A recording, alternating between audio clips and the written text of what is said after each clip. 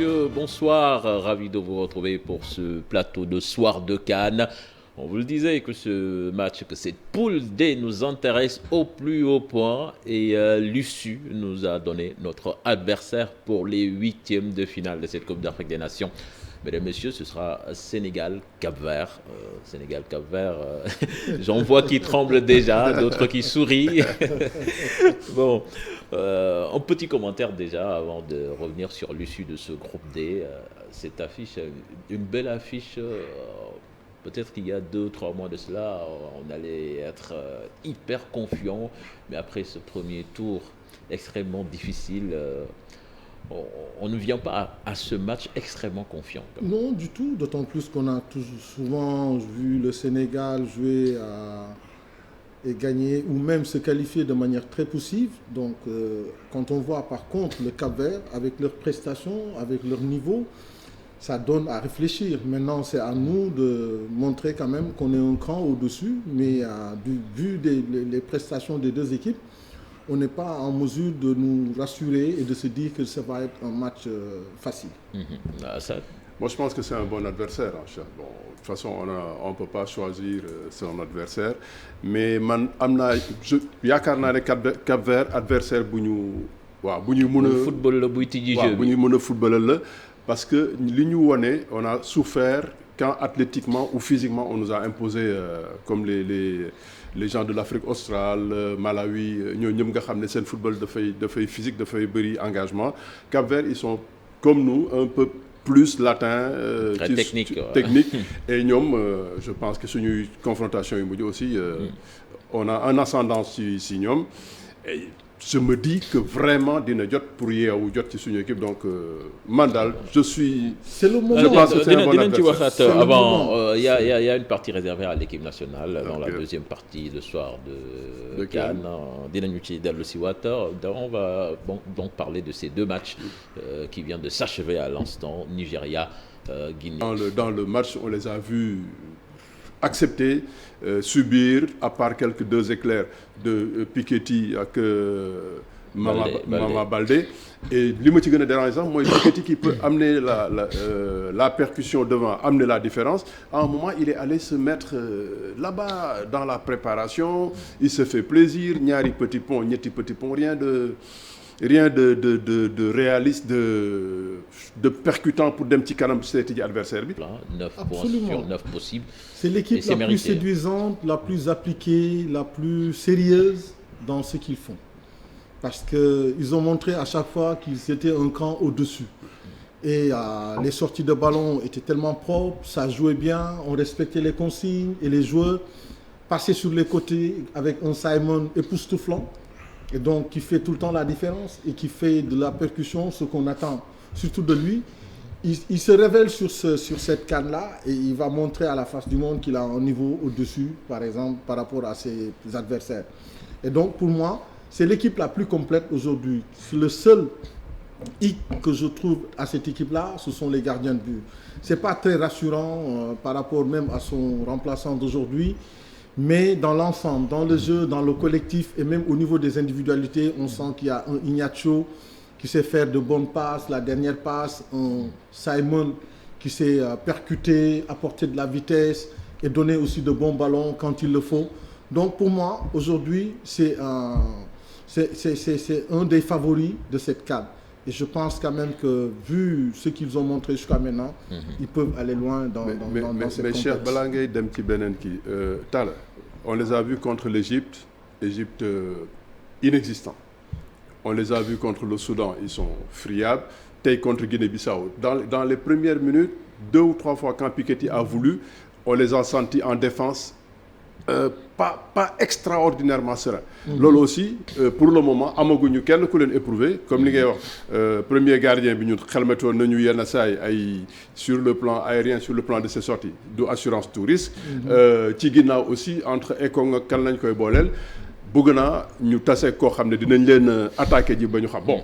Au milieu ci kanam moom ils sont extrêmement forts. Ils vont bouger tout le monde. Mais s'ils ont de la réplique, je veux bien voir. Tout ça, ça me rappelle l'Italie lors de l'Euro. Au premier tour, ils survolent. On se dit que peut-être qu'il n'y a pas d'opposition.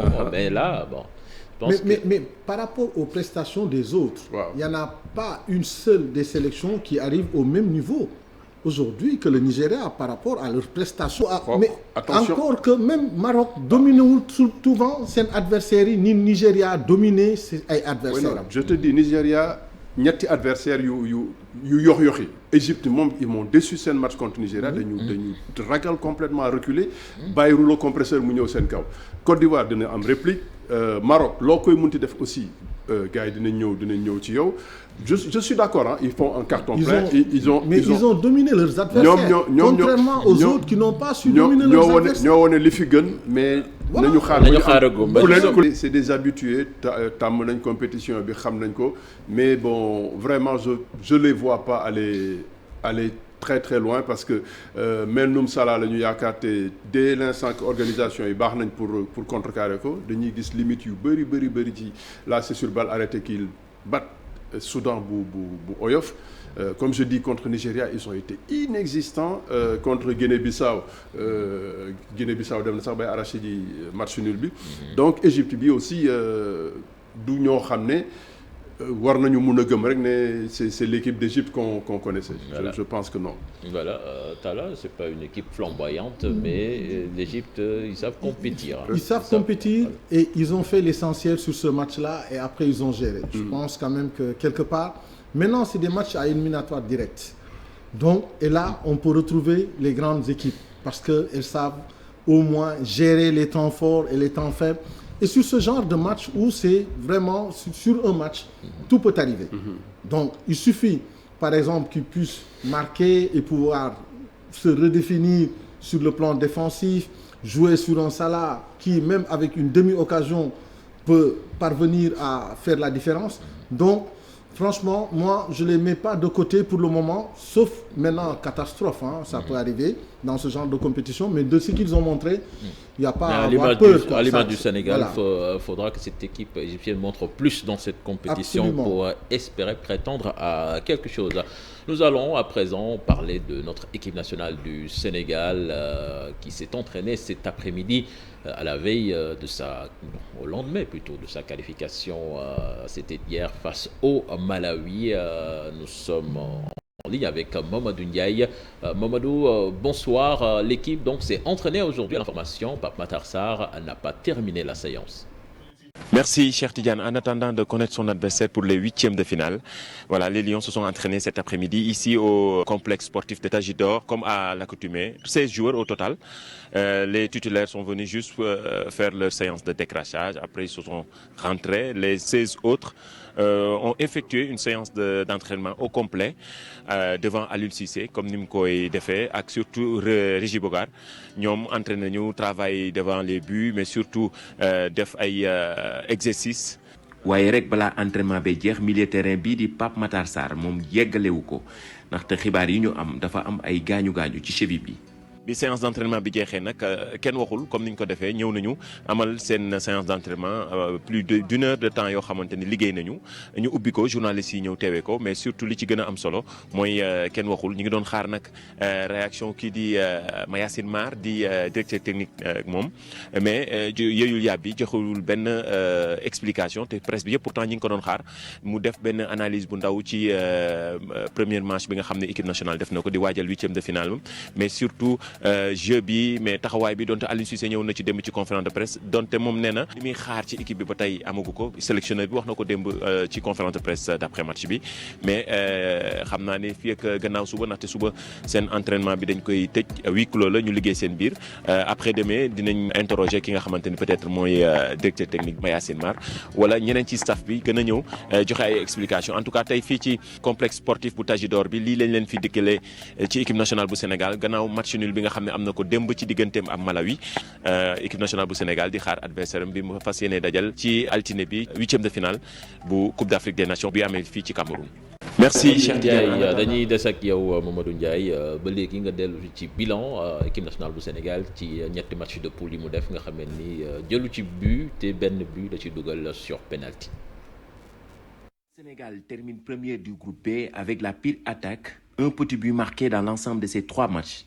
dans cette Coupe d'Afrique des Nations. Si la défense a été impeccable avec le troisième gardien devenu titulaire par circonstance, Seyni Dieng a joué 180 minutes durant cette Coupe d'Afrique des Nations et n'a encaissé aucun but pendant 2 matchs. Il a su faire ce dont on attendait de lui.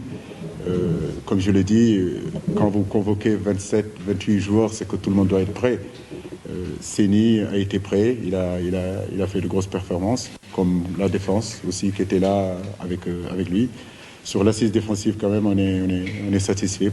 Sadio Mané, Abdou Diallo et Cheikhou Kouyaté ont tous joué toutes les 3 rencontres des Lions. Le numéro 10 a commencé un petit trop sa Coupe d'Afrique avec un but marqué sur penalty face au Zimbabwe à la dernière minute.